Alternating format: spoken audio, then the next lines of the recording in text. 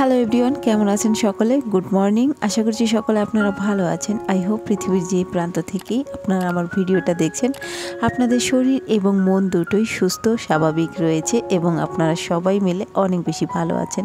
তো বন্ধুরা, আমি বলতে পারছি না আজকের এই ভিডিওটা যখন আমি করছিলাম তখন কয়টা বাজে, তবে সকালবেলায় ভিডিওটা শুরু করেছিলাম। মেবি 8টা বা 8:30টার দিকেই হবে, কারণ আমি এই ভিডিওটা করার পরে ছাড়তে পারিনি। তার আগে আমরা বাড়ি চলে যাই। বাড়িতে গিয়েছিলাম যে কোনো একটা কারণে, আর বাড়িতে গিয়ে প্রায় 1 সপ্তাহ খানেক থাকা হয়েছে। আর ওখানে গিয়ে তেমন কোনো ভিডিও আমি করিনি, কাজে ব্যস্ত ছিলাম, যে কারণে কয়েকদিন ধরে আমি ভিডিও কিন্তু আপনাদের সাথে শেয়ার করতে পারিনি। তো আসার পরে ভাবলাম এখন থেকে আবার ভিডিওটা চালু করতে হয়, নয়তো আমার চ্যানেলের 12টা বেজে যাবে, যে কারণে আমি ভাবলাম আজকে থেকে আমার ভিডিওগুলো ছাড়তে শুরু করি। তো গাইজ, তোমরা তো জানো এটা 1 সপ্তাহ আগের একটা ভিডিও। তো আমি কি করেছিলাম সেটাও আমার খুব একটা মনে ছিল না, তো ভিডিও দেখে দেখে এখন আমাকে ছাড়তে হচ্ছে। তো আমি সকালবেলা বিছানাটা গুছিয়ে এখন বেসিংয়ে চলে এসেছি পরিষ্কার করতে বেসিংটা, কারণ এই দিনটাই একটা জন্মদিন ছিল। আর জন্মদিনে খাওয়া দাওয়া আমার ঘরেই হয়েছিল। একটা অনুষ্ঠান ছিল আর কি। উপরে আমাদের একটা বৌদি আছে, ওনার নাতির জন্মদিন। তো ওনাদের রুমে তেমন একটা জায়গা নেই বলে উনি কিন্তু এখান থেকেই কাজটা করেছে, মানে খাওয়া দাওয়ার যে অনুষ্ঠানটা আমার রুমেই সেরেছে। তো এই যে দেখো, আমি সকালবেলা রান্না করেছিলাম কি সকালবেলায় ডাল রান্না করেছিলাম, এই যে শাক রান্না করেছি। আর সকালবেলা রান্না করেছিলাম কারণ সন্ধ্যাবেলায় ছিল ওই অনুষ্ঠান, আর আমি সারাদিনের জন্য একবারে রান্না করে রেখে দিয়েছিলাম, যাতে করে আমাকে আর দুপুরবেলা রান্না না করতে হয়, সেই কারণে। তো এই যে লাল শাকটা একটু ঢেকে দিয়েছিলাম, সুন্দরভাবে কিন্তু নরম হয়ে গেছে, দেখতে পাচ্ছ। আর শীতের সকালবেলা তো এই রান্নাগুলো খুব মজা লাগে, কারণ শীতের সময় কিন্তু লাল শাক বা বিভিন্ন রকম শাক ভর্তা খেতে কিন্তু বেশি ভালো লাগে। আর আমি এই যে লাল শাকটা কিন্তু তোমার রসুন দিয়ে সবসময় বাগার দিই। জানি না কে কেমনভাবে করো, অনেকে এক বাগারেই রান্না করেন, আবার অনেকে বাগার দেয়। যেমন আমি রসুন দিয়ে এভাবে করতে পছন্দ করি। তো শাকটা অনেক মজা হয়েছিল ওই দিন। বিকেলবেলা আবার অনুষ্ঠান ছিল, যে কারণে অনেকটা তাড়াও ছিল। সকালবেলাই সব রান্না করে আমি কিন্তু রেখে দিয়েছিলাম। আমরা ডাল রান্না করেছি, আর তোমার শাক। আর এই যে বাচ্চাদের জন্য আমি চিংড়ি মাছ দিয়ে আলুটা ভুনা করে রাখবো, ওরা পছন্দ করে। আর আমি আরও কিছু রান্না করেছি, মাংসও রান্না করেছি।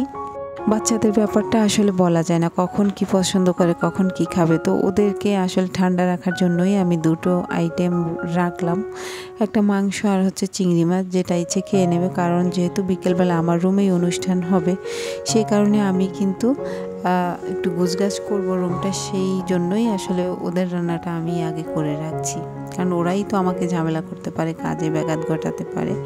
এমনিতে স্বাভাবিকভাবে রুমটা যতই সুন্দর থাকুক বা পরিষ্কার থাকুক না কেন, কিছু মেহমান যখন আসে রুমে, তখন কিন্তু একটু অন্যরকম প্রসেসিং থাকে সবারই, আমার বেলায় নয় সবার বেলায়। তো যেহেতু এতগুলো মেহমান আসবে, প্রায় 200 লোক ওনারা দাওয়াত করেছেন, আর সবগুলো লোক তো আমার রুমেই ঢুকবে, তো সেই কারণে একটু ব্যস্ততা রয়েছে। তো এই যে দেখো, চিংড়ি মাছটা বসিয়ে দিলাম, ওই পাশে তোমার আর একটা তরকারি ভালোভাবে কষিয়ে নিলাম আর কি তরকারিটা। নতুন আলু দিয়েও খেতেও অনেকটা মজা হয়, নতুন আলুর তো কোনো ঝুরি নেই, প্রথম খেতে অনেক বেশি ভালো লাগে। তো এই যে দেখো, এটা ছিল ওই দিনকার ভিডিও, আর জন্মদিনের ভিডিও আমি ছাড়িনি। এদিকে মাংস রান্না হয়েছিল, যে একটু দেখিয়ে দিলাম ফাঁকে, সম্পূর্ণ রান্না শেয়ার করলাম না, প্রতিদিন একই রান্না ভালো লাগে না দেখাতে। তো এই যে হয়ে গেছে, দেখো মাংসটাও রান্না করে রাখলাম নতুন আলু দিয়ে। তো গাইজ, এরপরে জন্মদিনে কোনো ভিডিও তোমাদের সাথে আমি শেয়ার করিনি, করা হয়েছিল কিন্তু ভালো লাগছিল না, করিনি। যাই হোক, এই যে দেখো টাটকা মাছ, যখন বাড়ি গিয়েছিলাম তো আমার ভাসুরের ছেলে, মানে অন্য সাইডে যারা ভাসুর আছে, আমার কয়েকজন ভাসুর আছে বাড়িতে, তো ওর মধ্যে একজনের ছেলে আর কি আমাকে মাছগুলো দিয়ে গেছেন। বললো, কাকিমা তোমরা এগুলো নাও, আমরা তো প্রতিদিনই খাই, তোমরা তার টাটকা মাছ এভাবে খেতে পাও না। তো ও দিয়ে গেল। আর দ্বিতীয় দিন সকালবেলা বাড়িতে হাতি এসেছে, গরিবের বাড়িতে হাতির পাড়া যেটা বলে, গ্রামের মানুষ তো যে কোনো জিনিসে খুব খুশি হয়। তো সবাই হাতির পিছনে ছুটছিল।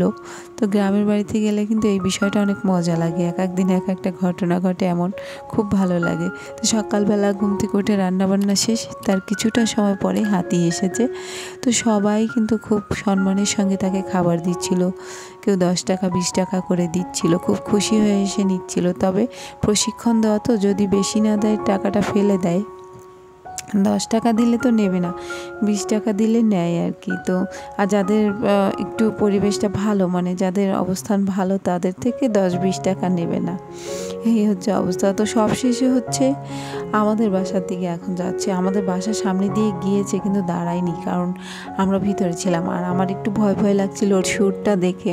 আর সবাই কিন্তু ওর সুরে তেল সিঁদুর লাগিয়ে দিচ্ছিল, কারণ আমাদের ধর্মীয় যে একটা বিষয় রয়েছে, হাতির বিষয়, ইন্দ্রদেবের বাহন হচ্ছে হাতি। তো সেই কারণে ওনাদেরকে অনেক সম্মান করা হয়, তেল সিঁদুর লাগিয়ে তাকে প্রণামও করা হয়।